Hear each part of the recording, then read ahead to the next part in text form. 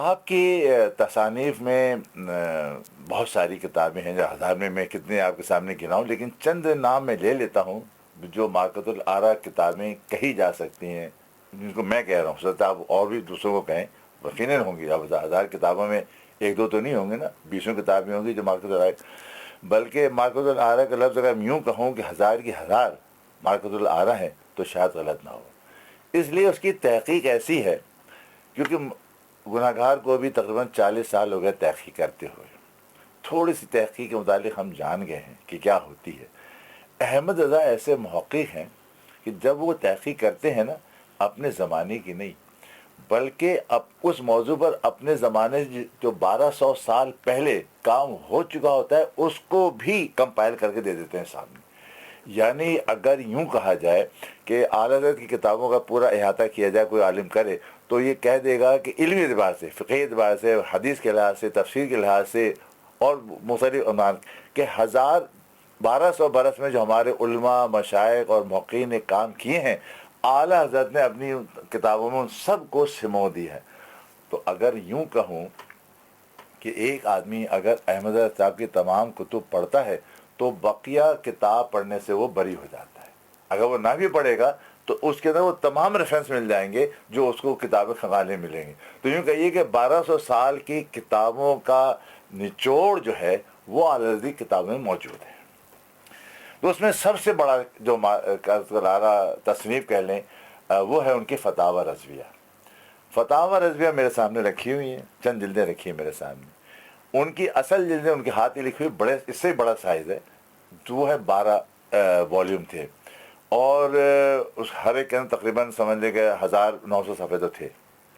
تو کتنے ہو گئے؟ 12,000 صفحات ہو گئے.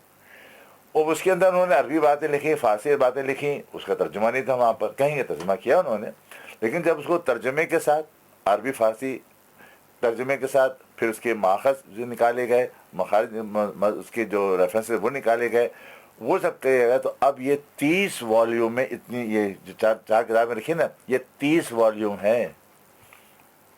اتنا صرف ایک کام ہے. اب اس کے اندر فتاوی ہیں تقریباً 6,500 سے زیادہ، اور اس کے اندر 200 سے زیادہ رسائل ہیں. یعنی جب وہ لکھتے وقت فتویٰ بڑا ہو جاتا تو باقاعدہ اس کو رسالہ بناتے، اور رسالہ بھی 200 صفحے کا، 300 صفحے کا، 400 صفحے کا ہوتا ہے. کمال کرتے ہیں آپ. یعنی لکھنے جواب. میں ایک ایگزامپل یاد دے دیتا ہوں، پھر آگے انشاءاللہ تفصیل آئی.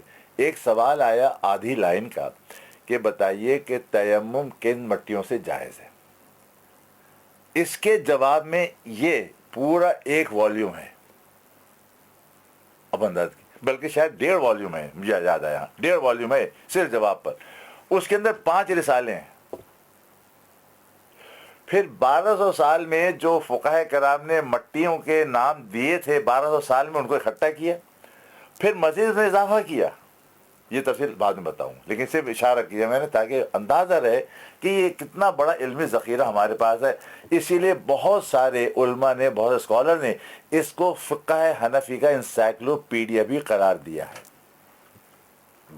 30 جلد ہے نا، یہ انسائکلوپیڈیا کہے گا فقہ حنفی کا.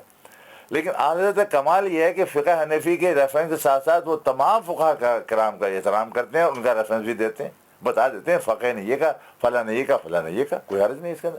ہمارے حناف میں یہ کہا گیا. تو یہ سمجھ لیجیے کہ اس طریقے سے چاروں مذہب کے اس کے اندر آپ کو جوابات مل جاتے ہیں. اس کے اندر 22,000 صفحات ہیں. آپ سمجھیں 22,000 صفحات یہاں پر رسائل الگ ہیں. پھر یہ 3 زبانیں ہیں اس کے اندر، فارسی میں بھی ہے، اردو میں بھی ہے، عربی میں بھی ہے. اس کی پھر ظاہر بات ہے یہ بہت بڑا کام ہے ان کا. تو یہ ایک بہت بڑا ان کا کام ہے. تو تفصیل میں انشاءاللہ بعد میں جائیں گے. اس کے بعد ایک حجائے کے بخشش آپ نے نام سنا ہوگا، ان کی نعتیہ مجموعہ ہے. اس کے 3 حصے ہیں، اول، دوم اور سوم کے. اول دو میں ایک ساتھ چھپتے رہے، سوم علیحدہ چھپا تھا، اور سوم کافی حد تک دوبارہ نہیں چھپا ہے. لیکن انشاءاللہ ادارت اعقاد امام رضا بہت جلد تیسرا حصہ آپ کے سامنے دوبارہ پیش کرے گا. اب ان 3 ہدایت بخشش کے حصوں میں بھی 200 سے زیادہ نعتیں ہیں، 50 سے زیادہ منقبتیں ہیں، اور اس سے تقریباً 15-20 سے قریب مثنویاں ہیں مختلف موضوعات پر. نعت وہی نعت ہے، منقبت ہے، ظاہر اس پہ. जनाब उसमें भी एक नात सबने सुना होगा, लम याद नज़ीरों का फी नज़री। अब 4 ज़बान के अंदर एक आदमी 2 मिसरों के अंदर इस्तेमाल कर ले, ये कमाल है, ये कमाल है। क्योंकि मेरे नज़दीक अभी तक 4 मुख्तलिफ ज़बानों को इस्तेमाल करके किसी भी तरीके से ना गज़ल, ना नज़म, ना कसीदा, ना रुबाई मैंने आज तक नहीं देखी है। हाँ, ऐसा तो देखा है, एक मिसर अरबी में, एक फ़ारसी में, एक उर्दू में, एक अरबी में, एक उर्दू में है, एक फ़ारसी में है। इतना तो मैंने, एक फ़ारसी में है, एक हिंदी में है, ये तो देखें। लेकिन 4 ज़बानें, 2 मिसरे, 9 अशार, ये हमने कहीं देखे।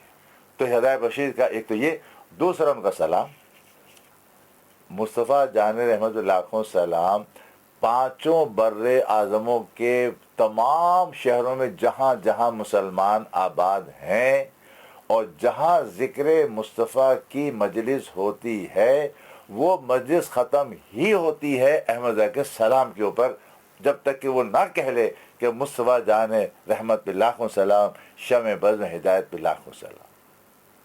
अब ये इदारे का अब ये मोटिव अब ये है कि जिस तरीके से आला हज़रत रहमतुल्लाह अलैह के सलाम की गूंज है दुनिया के अंदर, अब सोशल मीडिया के ज़रिए हज़रत के उलूम की भी गूंज हो जाए, इसलिए हमने इसको शुरू किया है। हमें उम्मीद है कि आप हमारे साथ ताउन करते रहेंगे। 1-2 किताबों का नाम ले रहा हूँ अभी, इंशाल्लाह फिर तफसील हम चले जाएंगे। 2 किताबें हैं अरबी में, एक फिल फ़क़ी अल फ़ाहिम, ये करेंसी नोट के हवाले से लिखा गया, तफसील में फिर बाद में हो जाऊँगा, मैं सिर्फ इशारा भी कर रहा हूँ। और एक है दौलत मक्किया बिलमादिल गैबिया, ये हुजूर की उलूम गैब पर आपने लिखा। कहाँ लिखा? जब 1324 हिजरी में आप दूसरे हज के मौके पर अरब में मौजूद थे, वहाँ सवाल आए नोट के से मुतालिक और हुजूर के इल्म से मुतालिक, उन्होंने किताबें लिखी। फिर ताजुब आपको करा दूँ मैं, और ताजुब करा दूँ मैं आपको मैं। कोई किताब उनके पास नहीं है। सफ़र में मैंने कहा इतनी उनका आदत थी, लेकिन वहाँ पर भी कोई किताब उनके पास नहीं है, ना किसी से किताब मांगी। दौलत मक्किया अरबी ज़बान में, किफ़ी अरबी ज़बान में, दोनों अरबी में लिखी है। और चंद घंटों में यानी 6 से 7 घंटे में ये दोनों किताबें, एक 5 से 6 घंटे में, एक 6 से 7 घंटे में, इन दोनों किताबों को अरबी में अपने साहबजादे हामिज़ा को इमला करवाकर किताब का नुस्खा जो है पहुंचा दिया गया। अब अरब के उलमा हैरान परेशान है जब उन्होंने सुना कि अहमद ने किताब लिखी है इतनी 300 सफ़ा पे मुश्तमिल अरबी ज़बान में। एक तो अरबी ज़बान उनकी ऐसी थी कि अरब लोग भी दंग हो रहे थे, ये हिंदी है या अरबी है। अब आप जाके पढ़ें, इतराज़ जिसे करना वो करे, लेकिन किताब जाके पढ़ ले कि कैसी किताब है दौलत मक्किया की, अरबी कैसी है, जिसको अरब के लोग दंग हो रहे हैं कि ये किसी हिंदी की नहीं है, ये अरबी तो हमसे भी आला है इसके अरबी। अब वो दोनों किताबें चंद घंटों में कई सफ़ों की लिख दी। अब अंदाज़ा कीजिए आप, हाज़िर फजल रब्बी है या नहीं है ये किताबें इनकी बात कर रहा है।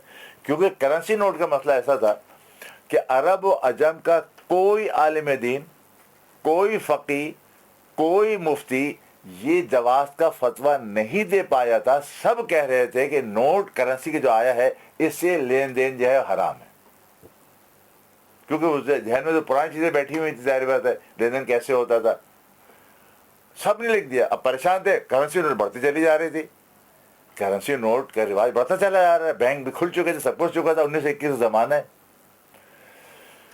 1908 में गालिब पहले बैंक कायम हो गया था इंडिया के अंदर भी, उससे भी गुफ्तगू कर लूँगा बाद में। तो अब जनाब ये हुआ, अब आप पहुँचे तो आपसे अरब उलमा ने कहा भाई मसला है, तो हल नहीं हुआ।